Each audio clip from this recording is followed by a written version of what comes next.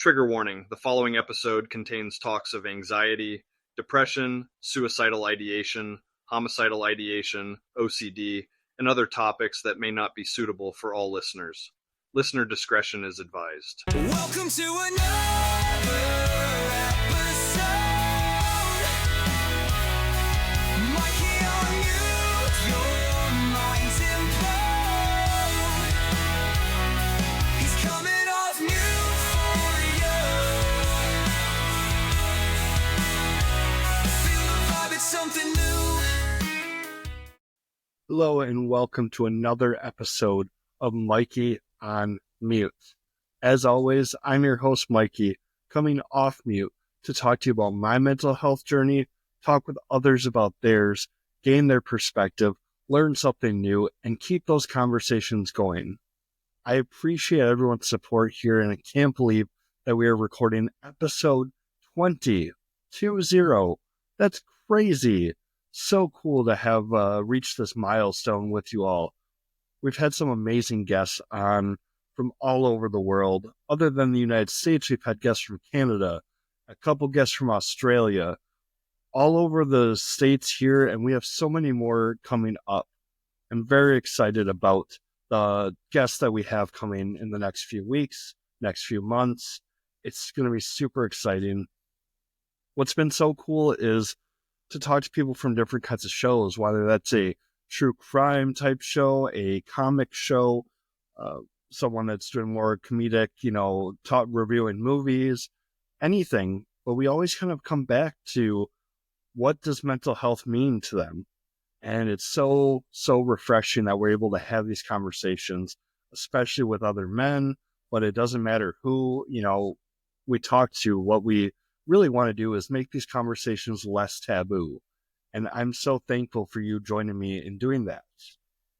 For episode 20, I wanted to touch base with my listeners. We started this journey talking about my mental health goings and the trials and errors, the ebbs and flows of what I've gone through. If you have not listened, please go back and check out episodes 1 through 12, which will give you kind of an overview of my mental health journey. Very broad, but I go into a few different stories and really had a great time talking about it. And I continue to urge others to talk about theirs, which is why I bring guests on. But I wanted to check back in with everybody because it's been a little bit since it's just been the listener and I. So I wanted to sit in, check in with you guys. Hope you're doing well. How are you feeling? And really give you an update on me and what's going on with me. For episode 20, I wanted to do something a little bit different. But before we get into that, just a general life check-in with you all. I'm doing pretty good. I'm in a good place mentally. I've been doing a lot of work through counseling and therapy and working with myself, with my wife, and just others in general. And I feel like I'm in a pretty good place with some goals set. Medication seems to be in a good spot, all of that, but I haven't really sat down and just talked to you guys for a minute, and it's been some ups and downs. I thought I was going to get a different type of job. I had an interview that did not proceed to the next step, which normally would be very upsetting. What I can take from that is there was an opportunity for me to, hone my interview skills, test them out, dust them off. It's been a little bit since I've interviewed from somewhere, and just thankful for the opportunity to be able to at least be a part of that conversation. And the right opportunity will come into play as it will. So getting more into episode 20 and what I wanted to do for this milestone episode. A few weeks ago, I was cleaning through or organizing part of the bedroom, and I found my binder that was given to me when I was in partial hospitalization last summer. I went for 7 weeks of partial hospitalization. You can go back and listen to that episode, but it allowed me to check into an anxiety and OCD program give myself a little bit of a reset on the tools and direction I was going with a lot of things. And I thought it would be really cool to kind of go back, see what was in the binder, check in where I was at that point versus where I am now. And I wanted you guys to be along for that ride. So again, appreciate everything you're doing. And so we are going back to the binder in episode 20. And I want to invite you to be in my shoes here and sit and understand where I was last summer versus where I am now. And I think this will be a great way for us to connect a little bit deeper. First and foremost, what I want to express is there's a lot in this binder. We're not going to go through everything in it. I went for 7 weeks, and so there's a lot of information out there. I'm not a therapist. I'm not a counselor, but I went through this program and I feel really good about what it did for me and want to share that with you. One of the first things I came across that I was not used to or aware of, but others were, is what's called a feelings wheel or feelings or emotions wheel. And it's on the back of my binder here, but basically it gives you the idea of like, okay, here's a wheel full of different emotions and feelings, wide range. It goes from, dread and horror and hostile over to hurt and neglected, confused, over, down to affectionate, romantic, enthralled, content, happy, cheerful, and all over the place. What this allowed us to do was to put a name to what's going on. All too often, when someone asks us how we're doing, we say, I'm fine. I'm doing all right. I'm okay. And what that's doing is kind of giving a blanket statement. It's not putting a name to the emotion. And if it's one thing I've learned through therapy, is that naming emotions is a helpful tool. It helps us understand that it's a feeling, not a fact. It helps us understand that it's not who we are, but what we're going through, and can allow you to really narrow down what you need to work on specifically. If you tell me you're fine, that could mean a lot of things. But if you tell me, Mike, I'm feeling some disappointment right now. Okay, well, let's dive into that and dig through more. So really thought it was cool. It comes in this colorful wheel. There's a whole bunch of variations of it, but I guess looking at it now, what would be my check-in here? Let's see. Well, I am feeling enthusiastic. I was excited to share this binder and this episode with everybody. I'm feeling, excited about it being episode 20. And I guess feeling a little bit nervous. Diving back into this is going to bring up some emotions and some memories and things like that. So there is a little bit of that. I'm not going to lie. So actually, I'm feeling quite a few different things on this wheel, which is normal. It really is. Our emotions are valid and they change drastically sometimes, but they change on a regular throughout the day, throughout the minute. And it's good to be able to put a name to that. And that, like I said, is very powerful. I want to open up the binder now and kind of go through what it was. Front page here has the schedule, so that gave me the idea of direction of where I'm supposed to go each day, whether it was exposure therapy or art therapy, CBT skills, weekend planning, things like that. So opening up the binder, again, I have a lot of stuff in here. We're not going to go through it all, but I want to kind of walk you through the start of the day. When we got there, one of the first things we did was fill out this. And this is a sheet of what we're grateful for. Each day we had to fill out 3 things that we're grateful for.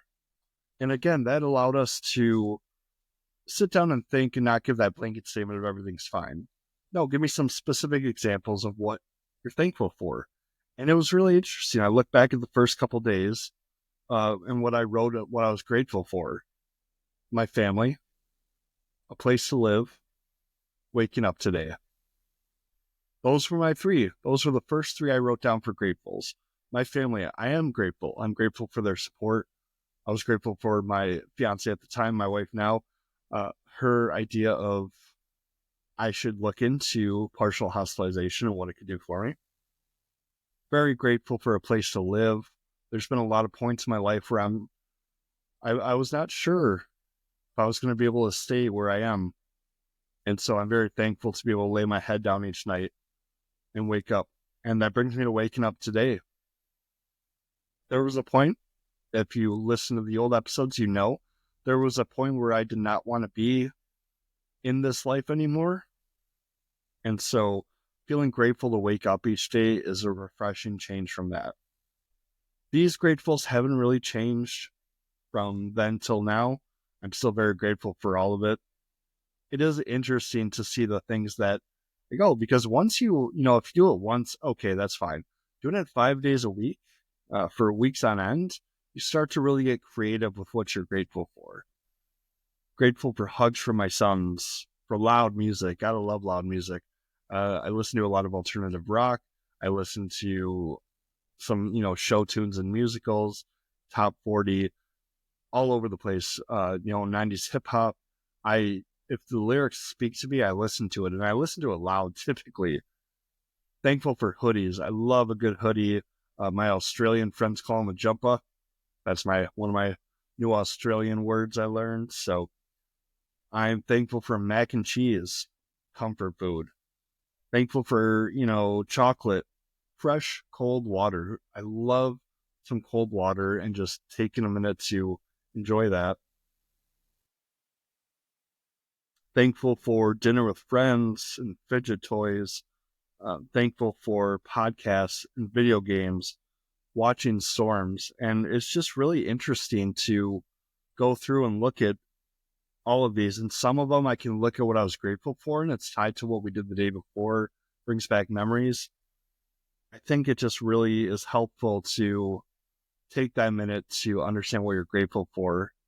Maybe this is something you can try, writing down what you're grateful for. It doesn't have to be 3 things. Start with 1 or start with 2, but give a little consistency to it. Maybe once a morning or once at night. Just what are you grateful for that day? And it gives you some insight that there are good things in this world. There's positivity, and you should be happy for it. After we went through the gratefuls and how we're feeling on the feelings wheel, then we talked about our anxiety and depression on, a rating scale, if you will. And most rating scales are 1 to 10, 1 to 5. You see a lot of 5-star things out there now. Quick, plug of my own. If you can do a 5-star rating on Spotify or Apple Podcasts, it super helps our algorithm. I really appreciate it. But these scales are a 0 to 7. And that caught me off guard, and it was kind of strange, 0 to 7. But I think it allows for some flexibility. Again, just like everything else, our anxiety and depression, it can fluctuate. It's ebbs and flows and differ depending on what's going on currently. So it was pretty neat to be able to do this check-in twice a day, once at the beginning of the day and once at the end of the day. I want to kind of go through what that scale looks like, and then we can kind of talk a little bit more. 0 to 3 are more in that green section if we're looking at it like a stoplight. So low anxiety, low urge to, ritualize. Again, this was an anxiety and OCD program, so there's a little bit of crossover. Maybe not everything applies to you, but 0, calm, no anxiety, no urge to ritualize at all. We're golden, right? But 1, my anxiety bothers me. I don't want to do the thing that makes me anxious, but I know it's going to be easier than I think. 2, anxiety is bothersome, yet manageable. A little harder to resist the urges, but I can do it. Yeah, that makes sense to me. 3, difficult to resist urges. I wish I didn't have to do it, but I can do it. I'll be glad when it's over, but I can do it. Those are our green, 0 to 3. We're kind of in that. Everything's pretty good. It's bothersome, but it's manageable. As we move into 4 and 5, that's more of our yellow warning sign. Some flags are coming up here. 4 is my anxiety is challenging. I'm unsure if I'm able to resist ritualization. It's very hard to resist the urges. 5 is a medium anxiety. It's challenging. It's extremely hard to resist the urges of what's happening. 6 and 7 are going to be that red, alarm bells going off, something bad is happening, high anxiety. So 6 is a near panic. You are very close to a full panic attack. Things are going very bad. And a 7 is you are in that panic attack. You have a fear of dying. Your anxiety has now driven you to the top where it cannot go any higher. And we use this rating to let our counselors know at the time where we're at, if we needed to work on something specifically, or if it was going to be a rough day where we needed to change things up. I'd say right now, if I had to check in, my anxiety is at about that 3, where, low anxiety, difficult to resist urges, wish I didn't have to, but I can do it. I had some technical difficulties before recording this, and it really frustrated me, which brought up some anxiety, but I am still in a good place where I can function, I can move forward, the world didn't end. Next, we look at a depression scale, which is still on 0 to 7 in the same kind of format. 0 to 2 is going to be our green. 0, energetic, extremely joyful, happy, optimistic, no depression. That's your golden standard, right? A 1, I'm joyful, I'm happy, I'm optimistic, I have little to no functioning issues, slightly depressed. 2, moderately joyful, upbeat, but a few issues with functioning throughout life, somewhat depressed. Moving to 3 through 5, that's your yellow warning sign flags are coming up. 3, I'm content. I don't have any suicidal or homicidal ideation, but I do have some low functioning problems. I am noticeably depressed. 4, I'm mildly depressed. Passing thoughts of suicide or homicide. Some difficulty functioning. I'm quite depressed. 5, moderately depressed. Possible thoughts of suicide and homicide. Should be occasionally monitored. And difficulty functioning. Depression is nearly unmanageable. And that's key right there. It's unmanageable or nearly unmanageable. We move into 6 or 7, which are our red. Bad things. We are at the end of the rope. 6 is severely depressed, somewhat suicidal or homicidal, unable to function. I am extremely depressed here. 7, suicidal and homicidal for sure. Unable to function at all, continually to be monitored is what's going to be likely. This is the worst state of depression. If I had to check in where I am right now, say I got that 2, moderately joyful, upbeat, few issues with daily functioning, so somewhat depressed, but still in that green, so we're good. And this allowed us, like I said, to check in about where we were, if we needed some different kind of help that day, things like that. So after our anxiety and depression scales, we wanted to see, what we were going to be, how we were handling life, I guess is the way to put it. So we were tracking what's called bands. And bands, according to the binder here, are problem behaviors or compulsions we want to monitor, track, or reduce. Bands can be tracked in a band book. It's important to track both submits and resists for each band. A submit is when you engage in the problem behavior, while a resist is when you had the thought or urge to engage in the behavior, but chose not to. I think this came more from the OCD side of the program, but it allowed us to look and go, okay, well, what are some of our problem behaviors? Maybe it's avoidance. Say, going up to that person and talking to them gives me anxiety. So in order to avoid that, I'm going to walk away, not be a part of that, and that will help my anxiety go down, but it doesn't get me anywhere. I'm still anxious about that, and I didn't get to talk to that person. So if you avoid it, if you do go through that, that's a submit. I submitted to that ban or that behavior. Or if you're looking at the resist side, hey, this gives me anxiety. I notice I want to resist, but I still went up and talked to them. The world didn't end, and I'm still good. And you resisted that behavior. You recognized it, and you still went through with it. A moment to be proud of. And this was never to be, wins versus losses. The goal is to reduce how many times you submit to the behavior, but it was never a mark about a success or not.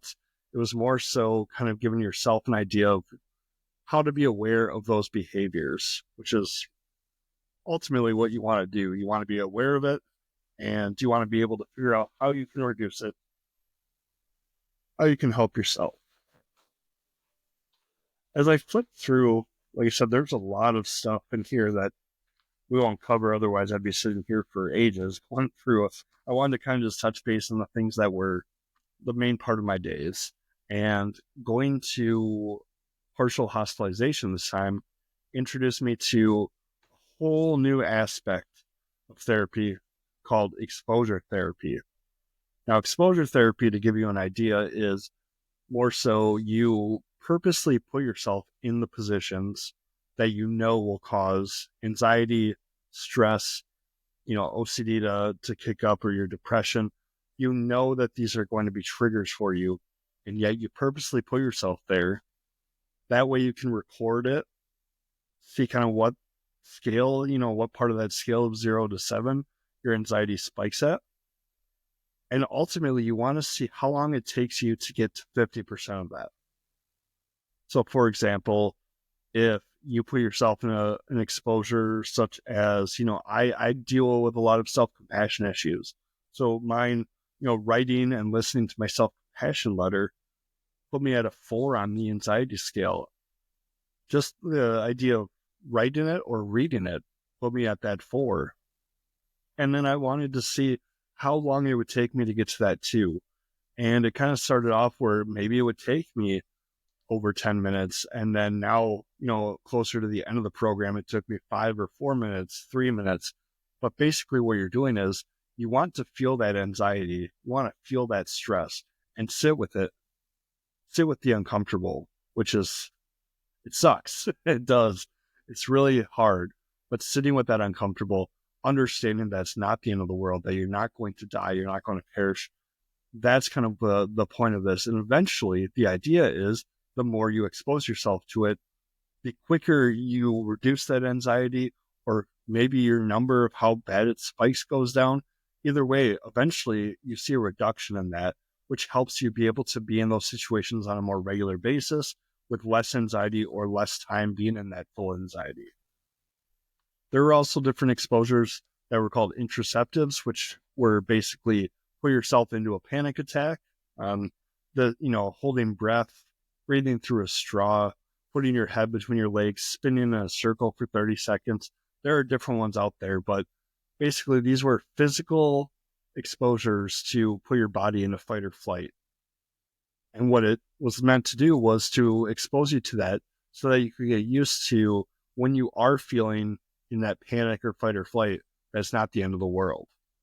That your body can understand that it's not going to be the time that you're done and dying or anything like that just because you're feeling this. And it's supposed to help build that tolerance up in you. Again, you kind of look at how long it takes you to go from that, down to 50%. So even if you were to do an odd number like a 5, like, I held my breath for 45 seconds and it put me at this 5. Okay, well, let's look at how long did it take you to get to a 3. You don't have to necessarily wait for it to be a 2. Kind of just that rough 50%. And go over and over. And so this is my first time with exposure therapy. There are a lot of different types of exposures out there, depending on what mental health illness you're battling with, or the situation or the trigger. Could be for PTSD, OCD. There are so many different ones out there. So please do some research on exposure therapy. It can really be helpful to get past the things that are driving up your anxiety. And that could be physically doing something. It could be mentally thinking about something, looking at a picture or image. There's a lot of different ways out there to expose yourself. and it helps you understand that the world's not going to end. It's scary and it sucks. You're purposely putting yourself in positions where you face things that drive your anxiety high. But I'm telling you that it is worth it. It is worth it to lower your body's response to that. After we talked about exposures, we focused a lot on respiratory control. Respiratory control is a technique that has been found to be effective in managing the physical and cognitive symptoms of anxiety. Managing your anxiety is important because as your anxiety increases, your ability to think clearly decreases, and consequently, your thoughts become distorted. In addition, physical sensations associated with the anxiety response distract you and your body from being able to think accurately. When you're able to control these physical sensations, your thinking will remain logical and systematic. Overbreathing, in other words, taking in more oxygen than the body requires, can trigger the physical and cognitive symptoms of anxiety. This creates an imbalance between oxygen and carbon dioxide. It's so interesting when you watch TV or film and you see the whole, stereotypical, if you're having a panic attack, they're always like, breathe deeply, give me that deep breath and all that stuff. And truly, that can actually make your anxiety worse. What you want to do is regulate your breathing to a normal pattern. You want to be able to control that rate of respiration. You want to control the size of the breath and make it more so, similar to what you would be doing. So that way you can go from feeling emotional to thinking a little bit more logically. Because once we start thinking logically, it's easier to battle our anxiety because we're able to break things down. What's a fact? What's not a fact? What's actually happening? Once we can get ourselves away from emotion and more so into that, it's super helpful. So we talk about things like box breathing, which typically is just breathing in and out for the same amount of time. So you're inhaling for 4 seconds, holding for 4 seconds, exhaling for 4, and then holding your breath or waiting 4 seconds before inhaling again. So just the same amount. It could be 3 seconds, it could be 2 seconds, it could be 5, just whatever works for you. You're trying to regulate that, but it's the same numbers for inhale, hold, exhale, hold, inhale, hold, exhale, hold. I even find this helpful at nighttime when I don't really have the mental capacity to do a full meditation. Just doing some breath work to check myself in and get myself regulated helps my body relax. If I'm feeling on edge and can't sleep, this allows me to regulate and get back to a more so like, okay, I'm more even keeled here. Let's take things, one at a time and go through it. And it can really help ground you. Again, as with everything, different things work for different people. Maybe this works for you. Maybe it doesn't work for you. I'm just trying to kind of give you what was given to me and how it works for me. I find this super helpful even now versus when I started last summer. I still find myself doing this thing. One of the last things in the binder that we're going to look at is early on, probably the first week or so, they gave me a list of things, here, please list your avoidance, your triggers, and your fears, which is a big ask. Like, break down the things that really mess with you. And so I want to read the line items I wrote last summer as far as, please list anything that you avoid due to your anxiety. Well, I avoid certain social gatherings, activities that can be graded or determine status. I avoid being vulnerable or opening up, being around individuals I perceive as better, more manly, better looking. I use a mobile app to avoid talking to people even at a drive-thru. I use delivery options to avoid crowds, lines, and feeling rushed. I was avoiding me time as it may make others feel less important, and avoiding large crowds in general. Some of these are still things I will avoid, but some have gone much better.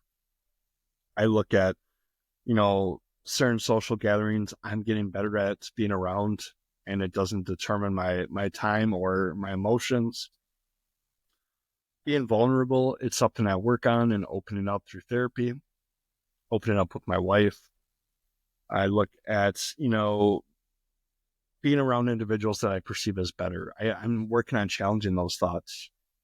What is it? Is there evidence there, or am I just making up feelings or anything like that? Avoiding me time, that's kind of gone out the window as far as I'm a big proponent of me time is important, and making sure I do find that time each week to take some time to myself, do something that I enjoy. And it doesn't have to be 100% of the time is spent with another person. Next, they wanted me to list my triggers. Some of the triggers I wrote are being told I'm not good enough, comparing myself, someone bringing up phrases about leaving or ending a relationship or friendship, being asked what's wrong repeatedly, arriving late or showing up to a room where people are already sitting, in a drive-thru if there's cars behind me, being asked to clarify something while I'm talking on the phone, people laughing or happy until I walk in and the conversation seems to stop, or a premature finish to sex. Again, these are just some of the triggers that spiked my anxiety, and some are still there and will be. Some have gotten better. Comparing myself is going to be something I work on forever, but I feel like I'm getting in a better place with that it doesn't determine my overall worth, what other people think. Giving myself more self-compassion and understanding that I decide what my worth is. Being asked what's wrong over and over, not as much trigger anymore as it gives me the opportunity to expand on something or look at maybe I'm not explaining something the same way. I process things differently than other people. And so talking that out is a learning experience and versus a trigger for my anxiety. I'm still going to have some issues, especially we think about like as men, like when we have a premature finish to sex or we feel like we're not providing enough, or we grow up with this idea that you need to have a certain size of something that you can't control. And so those will always kind of be pressures that I put on myself.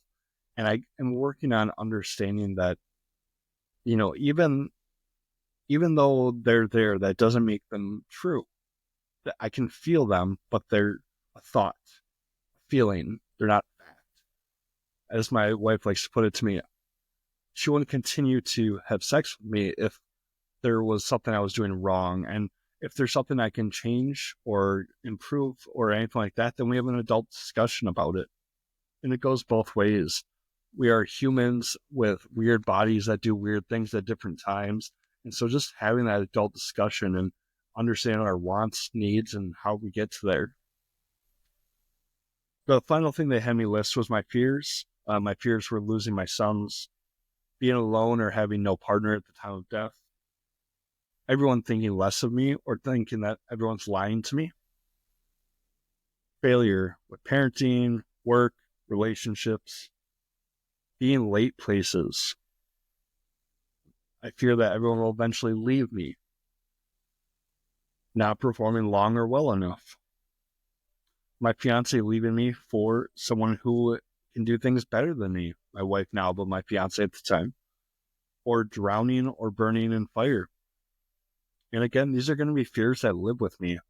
I'm not going to get over the fear of losing my sons or get over the fear of failure, being alone. What I can do is continue to understand, am I catastrophizing things? Am I making things bigger deal than they actually are? Or am I doing a lot of black and white thinking? So those are some triggers and fears that I wrote down. And as I said, I see some improvement. It's not going to be like night and day, but I do enjoy being able to look back and go, okay, those were legitimate fears. I am understanding of that. But at the same time, they're not going to control me. They don't dictate what I do, who I am. And it's good to be able to just kind of ground myself. I'm folding up the binder now here. I just want to kind of say, like, as we went through that, there's a good reason to challenge these thoughts. think that we are told somewhere in life when you feel something that's what it is, that's fact, that we should listen to our gut. And I get that there's times where that can be true, but also it can be times where it leads us down the wrong path, that we are catastrophizing things. We're making the worst of a situation. Catastrophizing is like, if you lose your wallet, that's going to be an inconvenience. Yeah, you have to, cancel your cards and get new ones. Maybe you lose some cash. You have to get a new driver's license or ID. There's going to be a lot going, but ultimately you're not going to die from losing your wallet. You're not going to perish from that. And understanding that while it may suck, it's not the end of the world. And really stepping back and giving that level to it, even if you have to say, hey, on that scale of 0 to 7, how much, does this affect my life? You might be surprised how much it actually does. It's been very interesting going through this, and I have a lot of different thoughts and memories about partial hospitalization. There were days that it was super helpful, and I'm very thankful for it. There are other days where I hated being there, hated folks. I didn't want to look at anything to do with it. I didn't want to work on myself. And I think that's just how life goes. There are going to be days where you can accept the things that are helpful to you. You can bring them into your life and let them help you see it a different way. There are going to be days where you're just not going to want to do that. While those are valid, what you need to do is make sure that those days don't outweigh the days that you're open to things.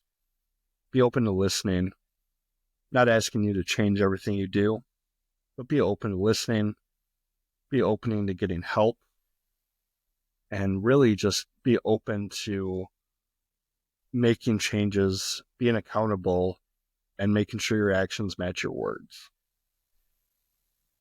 This has been, like I said, a pretty neat thing to go back and look at. I am thankful for the program I went to. I was able to make some friends, and while I was there, I was able to learn some tools that I keep in my tool belt, my imaginary one here when I'm working on things that help ground me, things I bring into therapy to talk about. And so I definitely think it's an option out there to look into. If you are at a point where you feel yourself slipping and it's not quite at that point of the world is ending and I need to go into, the ER now to stop myself from hurting myself, this is kind of that step in between that can help you. And it, moved to outpatient therapy, which was a little bit step further back. And I just want to say that there's a lot of tools out there. So please make sure you take a time to look into it, to research it all. Take time to look, deeper into each subject that I might have spoke about today. I think it's really, really helpful for us to talk about the times that we struggled, just like we want to talk about times that we succeed. Before I go on some tangents about how this program changed my life and give you all that over and over, ladies and gentlemen, I just want to say thank you again for the support. It's been great to make the connections with you through email, social media, Instagram specifically, and to really have these conversations. I've learned so much from other people, and I look forward to having so many more conversations, gaining more perspectives. It's been life-changing, and I hear these people tell me what you're doing is making a difference. And it's hard for me to be nice to myself, to hear that and accept it. But at the same time, it's not like one person said it. Multiple people say it. Anyone I talk to tells me how much of a difference it makes. And to me, that's incredible. If I can keep having conversations that are changing the world in a more positive way, that's what I'm going to do. Until next week, this is Mikey going back on mute. Take care, everybody. This episode of Mikey on Mute is brought to you by Little Jerk Society. Little Jerk Society is a clothing company fueled by the raw energy of creative rebellion, celebrating those who march to the beat of their own drum. They care deeply about mental health and believe in a world where everyone can thrive, regardless of their challenges. Use promo code MikeyOnMute to save 15% on your order at littlejerkclothing.com. Again, that's littlejerkclothing.com. And remember, use promo code MikeyOnMute, all one word, to save yourself 15%. Go off and make a change.